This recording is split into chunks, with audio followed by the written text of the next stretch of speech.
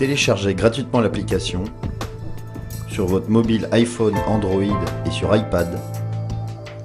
Profitez des recommandations et des analyses de nos spécialistes en direct. Et suivez en temps réel nos émissions depuis les réseaux sociaux.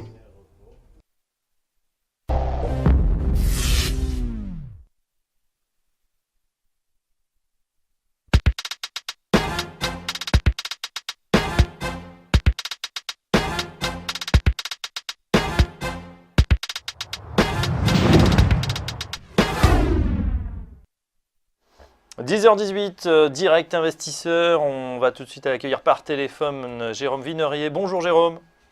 Bonjour Fabrice, bonjour Antoine. Bonjour Jérôme. On va parler action avec vous dans un instant. On jette un petit coup d'œil sur le CAC. Le CAC qui est passé, ça y est, en dessous des 5000 points. Une baisse assez sensible, assez brutale. Moins 0,6 actuellement. On est pratiquement à l'équilibre en début d'émission. Donc en 20 minutes, là, on a perdu quelques 30 points dans un volume qui progresse un petit peu, 525 millions. Jérôme, avec vous, on va regarder évidemment ce qui se passe du côté du marché français et des actions. Vous avez noté quelques valeurs, quelques configurations dignes d'intérêt. Oui, effectivement, parce que c'est vrai que depuis la mi-mars, on n'a plus vraiment de dynamique très forte sur les indices. Bon, le CAC 40 a marqué son plus haut annuel fin avril, mais on voit bien que depuis le test de ce niveau, autour des 5280 points, on n'a plus vraiment de dynamique haussière. Donc, on a senti un ralentissement haussier à partir de la mi-mars, qui se confirme actuellement, puisque il y a 2 semaines, on gagnait plus de 3% sur le CAC 40, la semaine dernière, moins 2,6%, et on voit bien en ce moment que, on n'a plus de déséquilibre entre les intervenants, donc on a plutôt un range qui est en train de se dessiner. En revanche, au sein même de ces indices et des composantes de la Bourse de Paris ou même de Euronext dans son ensemble, on a toujours des valeurs qui continuent de bien se comporter. Donc si on souhaite conserver une exposition longue sur des actions françaises ou européennes, c'est encore possible. On a d'ailleurs une trentaine de valeurs qui inscrivaient aujourd'hui sur Euronext, donc les places boursières de Paris, Bruxelles, Amsterdam et Lisbonne, une trentaine de valeurs qui marquaient des nouveaux plus hauts de plus de 1 an glissant, dont certaines marquent des nouveaux plus historiques. Donc parmi les titres qui ont encore justement du potentiel d'appréciation, que les investisseurs continuent d'acheter, on a 2 titres. On a dans le luxe Hermès International, qui est une valeur importante, et puis Groupe Gorgé, pour le coup, une valeur plus petite, mais qui est également bien orientée. D'ailleurs, on gagne aujourd'hui 2,5%. Hier, on a gagné également 4%. Donc on voit, vous voyez ici un titre qui continue de s'apprécier, et ce, alors même que sur les indices, ce n'est pas du tout la même tonalité. Vous nous rappelez ce que fait le Groupe Gorgé ? Alors, Groupe Gorgé, de mémoire, on est dans les imprimantes 3D. En tout cas, je sais plus récemment que c'est l'activité qui attire les investisseurs. Et dernièrement, on a eu de multiples signaux techniques intéressants, puisque après la phase d'appréciation extrêmement importante que l'on avait eue au cours du mois de novembre-décembre 2013, on avait flambé de 160% en l'espace de quelques semaines. Le titre n'a plus fait grand-chose. On a consolidé pendant près de 18 mois sous ce niveau des 25 € et on l'a franchi justement hier avec un volume relativement important. Donc on marque de nouveau plus historique. Donc clairement c'est un titre qui peut doubler au cours des 6 prochains mois à partir des niveaux actuels. Quoi qu'il en soit, on a ici une valeur qui a clairement un réservoir de potentiel aussi. Alors il y a également un titre, vous venez de le citer à l'instant, c'est le titre Hermès, qui inscrit de nouveaux plus hauts historiques.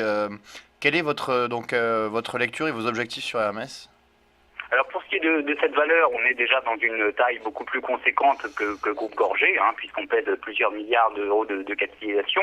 Mais ce qui est assez intéressant sur la valeur, c'est qu'on a toujours une tendance haussière, ce qui n'est pas le cas sur les indices, ce qui n'est plus le cas en tout cas dans la même proportion qu'au cours du premier trimestre. Et dernièrement, on a eu un débordement de résistance, les 350 € sur cette valeur. On inscrit de nouveaux sommets, donc là aussi on peut continuer l'appréciation.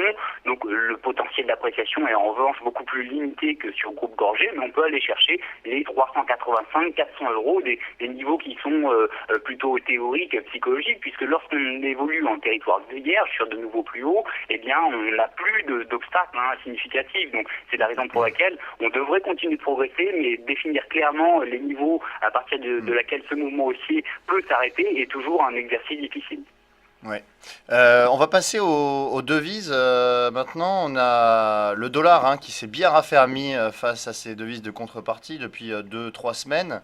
Et il y a une devise une paire que vous suivez particulièrement, une paire qui n'est pas forcément suivie par un grand nombre de cambistes, mais qui présente de la volatilité, c'est l'USD face au ZAR, c'est-à-dire le rand sud-africain. Oui, effectivement, c'est une parité qui ne faisait plus grand-chose depuis quelques semaines, et puis à partir de fin mai, on commence à voir des signes précurseurs justement d'un redémarrage haussier du dollar américain face au rand sud-africain. D'une manière générale, c'est le rand sud-africain qui était fragile, donc on pouvait mettre en face de la livre sterling, de l'euro ou du dollar américain qui est particulièrement fort en ce moment. On a une sortie de formation de compression en biseau, donc j'évoquais il y a maintenant 2 semaines une cible à 12 rand 50, à savoir un retour sur les plus hauts annuels qui avait été inscrit à la mi-mars. Et bien on en prend le chemin jour après jour, donc une dynamique aussi intéressante. En revanche, rentrer sur le niveau actuel devient un peu difficile, donc soit on est positionné, on laisse courir, soit on attend plutôt un pullback sur la zone des 12 rand 10 pour justement viser une petite correction, une petite respiration avant que le mouvement haussier ne se poursuive vers les 12,50, voire par la suite au-delà, puisque une fois ce niveau testé, on pourrait le franchir et aller au-delà, sachant que on a toujours un dollar américain très fort, et tant qu'on n'a pas de signe de retournement, cette tendance pourrait se poursuivre. Justement, sur le billet vert, Jérôme, ce sera la dernière question. On sait évidemment que c'est la paire, pour le coup, bien plus que l'USD ZAR, la plus traitée euro-dollar.